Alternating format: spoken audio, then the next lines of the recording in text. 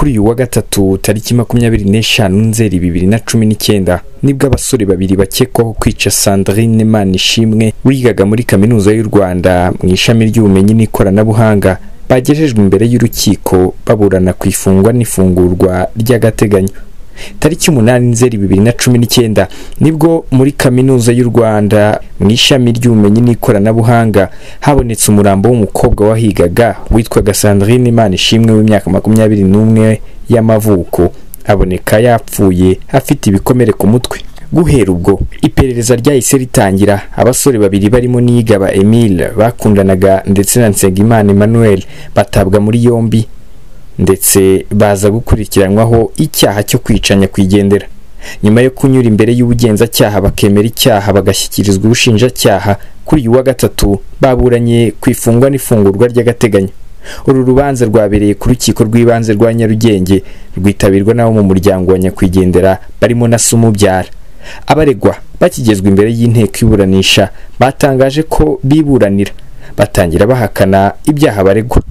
Umushinjacyaha yavuze ko impamvu barega ishingiye ku bimenyetso bihari ndetse n'inyandiko mvugo ubwabo bikoreye mu iperereza ryakozwe n'ubugenzacyaha aho bemeraga icyaha. Umushinjacyaha yavuze ko Niyigaba Emile yari asanzwe ari umukunzi wa Sandrine, ariko mbere gato y'uko apfa ngo bari bashyamiranye kugeza ubwo uyu mukobwa yandikiye urwandiko uyu musore amumenyesha ko urukundo rwabo baruhagarika bitewe n'uko yamubonanaga n'abandi bakobwa. Uru rwandiko ubushinjacyaha bufite Sandrine yarwandikiye Niyigaba tariki 7 Nzeri 2019 mbere y'umunsi umwe gusa ngo yicwe. Umushinjacyaha avuga ko hakurikijwe ibyavuye mu iperereza ngo basanze Niyigaba yaririwe avugana na Nsengimana bashaka ahantu baza gusangirira ngo baze kunoza umugambi wabo. Mu bugenzacyaha Niyigaba yavuze ko Nsengimana ari we wishyuye umukobwa nyuma y'uko yari yemerewe amafaranga 200,000 y'amanyarwanda. Icyo gihe ngo yahawe 100,000 andi ayahabwa nyuma y'uko arangije igikorwa. Mu bugenzacyaha bombi ngo bemeye ko koko banize uyu mukobwa bifashishije furari, bamukubita ikintu mu mutwe, barangije bamukuraho bamwiciye bamwigiza hafi y'akayira. Umushinjacyaha yatangaje ko nyuma yo kwicanya kwigendera Nsengimana ngo yatorokeye i Huye aho yaje gufatwa kugeza agaruwe i Kigali.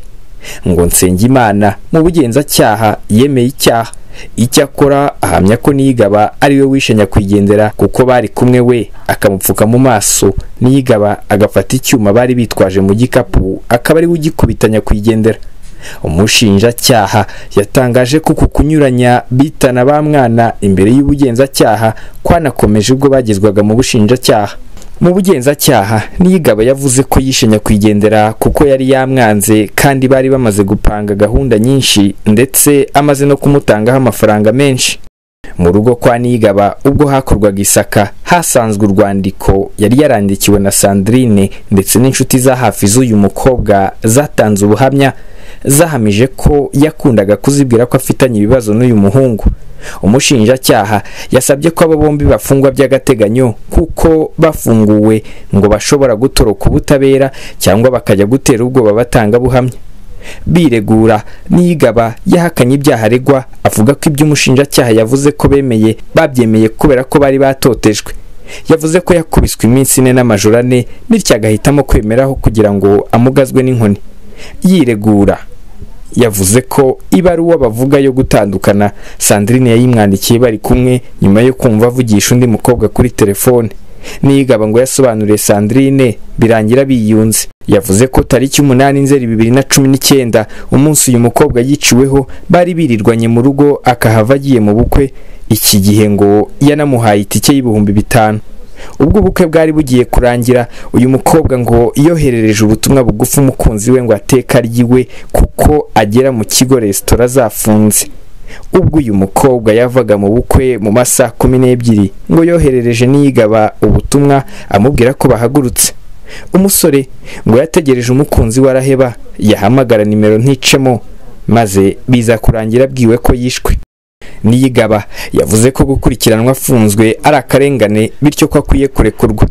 Nsengimana Emmanuel bivuga ko afatanyije na Nigaba we yahakanye ibyaha ashinjwa, avuga ko umunsi umukobwa yapfiriyeho yarihuye kugeza saa 12 ndetse ngo akaba afite abantu bazi neza aho yarari.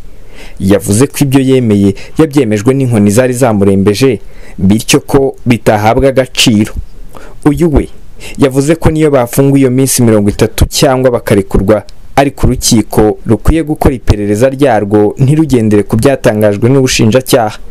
Umushinjacyaha ahawe ijambo ngo avuge ku bwiregure bwabo, yavuze ko gukubitwa ari urwitwazo rumaze kumenyerwa n'ababurana bashaka gukwepa ibyaha, bityo ko urukiko rukwiye kugendera ku bimenyetso rwahawe ndetse n'inyandiko mvugo z'aba basore rugafata umwanzuro.